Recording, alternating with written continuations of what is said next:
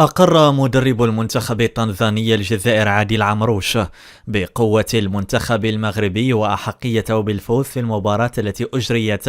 مساء اليوم الأربعاء لحساب الجولة الأولى من نهائية كأس إفريقيا للأمم المقامة بدولة كوت ديفوار، بيد أنه حمل التحكيم جزء من مسؤولية الخسارة بثلاثية. وتفوق أسود الأطلس مساء اليوم الأربعاء على المنتخب التنزاني بنتيجة 3 أهداف دون رد في المباراة التي جمعتهما على أرضية ملعب لوران بوكو لتتصدر النخبة الوطنية ترتيب المجموعة الثالثة في انتظار إجراء المباراة الثانية بين الكونغو الديمقراطية وزامبيا.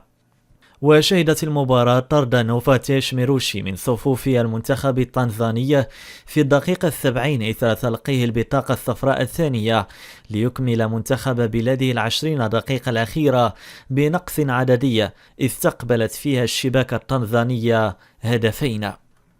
وهنأ عمروش الأسود بالفوز على منتخبه بثلاثية، مؤكدا أن المنتخب المغربي لم يسرق الفوز وكان انتصاره مستحقا. واستدرك المدرب الجزائري بالقول: لكن حسب رأيي البطاقة الحمراء هي التي أثرت علينا، لأننا أعدنا رؤية لقطة الطرد وتأكدنا أنه من المستحيل أن تستحق بطاقة حمراء، مضيفا: لا أحب الحديث عن الأخطاء التحكيمية خصوصا اليوم في ظل وجود تقنية الفار.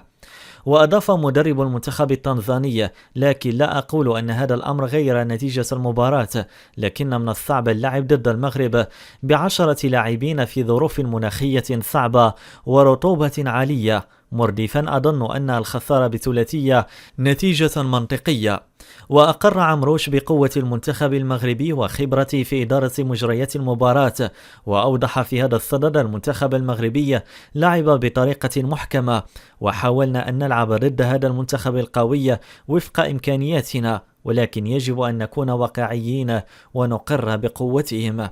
وتابع: المنتخب المغربي ظهر بحيلة وخبرة وتجربة، فقد بلغوا نصف نهائي كأس العالم، وهو إنجاز ليس في متناول أي منتخب، وليس سهلا بلوغ هذا المستوى، ولكننا حاولنا، مضيفا: كرة القدم هكذا وسنحاول إصلاح أخطائنا في المستقبل.